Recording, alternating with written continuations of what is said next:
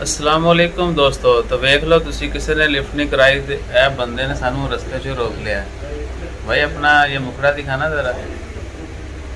जो जो बंदा इनको जानता है वो इनको निस्बा में मिल सकता है।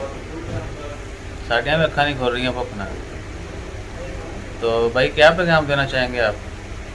कुछ भी नहीं बोल रहे। ये बंदा कुछ भी पैगाम नहीं देना चाह रहा तो मैंने भी वीडियो नहीं पोस्ट करी। ये टिकटॉक पे जाएगी, यूट्यूब पे नहीं डालेंगे।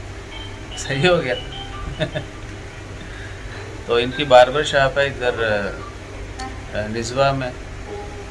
तो हमारी दुआएं हैं कि ये 1 से 4 बना लें और सानू भी हायर कर लें। तो बाकी फिर अभी मिलते हैं। इसकी में एक दोस्त है मुबशर जी के नाम से। आपका नाम बताया था आपने? मोहम्मद मुतीब। मोहम्मद मुतीब। सो इंशाल्लाह खैर अगली मुलाकात होगी मुबशर नाम के बंदे से इसकी में। उनकी भी जो हो सका उनके साथ वो भी करेंगे। तो इंशाल्लाह खैर, जज़ाकल्लाह।